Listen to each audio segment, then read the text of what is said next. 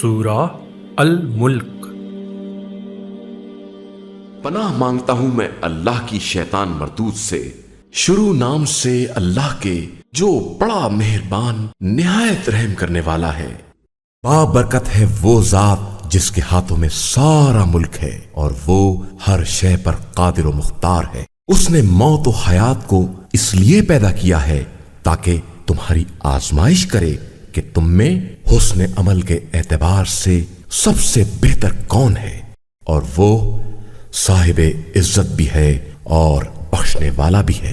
اسی نے 7 آسمان تہ بتہ پیدا کیے ہیں، اور تم رحمان کی خلقت میں کسی طرح کا فرق نہ دیکھو گے۔ پھر دوبارہ نگاہ اٹھا کر دیکھو، کہیں کوئی شگاف نظر آتا ہے؟ اس کے بعد بار بار نگاہ ڈالو، دیکھو نگاہ تھک کر پلٹ آئے گی لیکن کوئی عیب نظر نہ آئے گا۔ ہم نے آسمان دنیا کو چراغوں سے مزین کیا ہے اور انہیں شیاطین کو سنسار کرنے کا ذریعہ بنا دیا ہے، اور ان کے لیے جہنم کا عذاب الگ مہیا کر رکھا ہے۔ اور جن لوگوں نے اپنے پروردگار کا انکار کیا ہے ان کے لیے جہنم کا عذاب ہے، اور وہی بدترین انجام ہے۔ جب بھی وہ اس میں ڈالے جائیں گے اور اس کی چیخ سنیں گے اور وہ جوش مار رہا ہوگا، بلکہ قریب ہوگا کہ جوش کی شدت سے پھٹ پڑے۔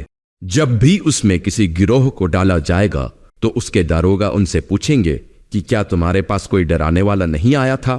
تو وہ کہیں گے آیا تو تھا لیکن ہم نے اسے جھٹلا دیا اور یہ کہہ دیا کہ اللہ نے کچھ بھی نازل نہیں کیا ہے۔ تم لوگ خود بہت بڑی گمراہی میں مبتلا ہو۔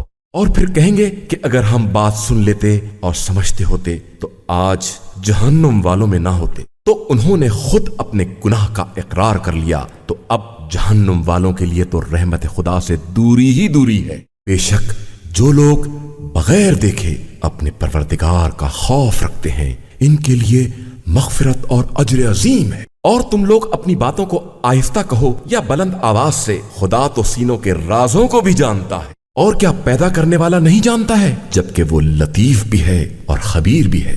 اسی نے تمہارے لیے زمین کو نرم بنا دیا ہے کہ اس کے اطراف میں چلو اور رزق خدا تلاش کرو، پھر اسی کی طرف قبروں سے اٹھ کر جانا ہے۔ کیا تم آسمان میں حکومت کرنے والے کی طرف سے مطمئن ہو گئے کہ وہ تم کو زمین میں دھسا دے اور وہ تمہیں گردش ہی دیتی رہے؟ یا تم اس کی طرف سے اس بات سے محفوظ ہو گئے کہ وہ تمہارے اوپر پتھروں کی بارش کر دے؟ پھر تمہیں بہت جلد معلوم ہو جائے گا کہ میرا ڈرانا کیسا ہوتا ہے۔ اور ان سے پہلے والوں نے بھی تکذیب کی ہے، تو دیکھو ان کا انجام کتنا بھیانک ہوا ہے۔ کیا ان لوگوں نے اپنے اوپر ان پرندوں کو نہیں دیکھا ہے جو پر پھیلا دیتے ہیں اور سمیٹ لیتے ہیں کہ انہیں اس فضا میں اللہ کے علاوہ کوئی نہیں سنبھال سکتا کہ وہی ہر شے کی نگرانی کرنے والا ہے؟ کیا یہ جو تمہاری فوج بنا ہوا ہے خدا کے مقابلے میں تمہاری مدد کر سکتا ہے؟ بے شک کفار صرف دھوکے میں پڑے ہوئے ہیں۔ یا یہ تم کو اپنی روزی دے سکتا ہے اگر خدا اپنی روزی کو روک لے؟ حقیقت یہ ہے کہ یہ لوگ نافرمانی اور نفرت میں غرق ہو گئے ہیں۔ کیا وہ شخص جو منہ کے بل چلتا ہے وہ زیادہ ہدایت یافتہ ہے، یا جو سیدھے سیدھے صراط مستقیم پر چل رہا ہے؟ آپ صلی اللہ علیہ وآلہ وسلم کہہ دیجئے کہ خدا ہی نے تمہیں پیدا کیا ہے اور اسی نے تمہارے لیے کان، آنکھ اور دل قرار دیے ہیں، مگر تم بہت کم شکریہ ادا کرنے والے ہو۔ کہہ دیجئے کہ وہی وہ ہے جس نے زمین میں تمہیں پھیلا دیا ہے اور اسی کی طرف تمہیں جمع کر کے لے جایا جائے گا۔ اور یہ لوگ کہتے ہیں کہ اگر تم سچے ہو تو یہ وعدہ کب پورا ہوگا؟ آپ کہہ دیجئے کہ علم اللہ کے پاس ہے اور میں تو صرف واضح طور پر ڈرانے والا ہوں۔ پھر جب اس قیامت کے عذاب کو قریب دیکھیں گے تو کافروں کے چہرے بگڑ جائیں گے اور ان سے کہا جائے گا کہ یہی وہ عذاب ہے جس کے تم خواستگار تھے۔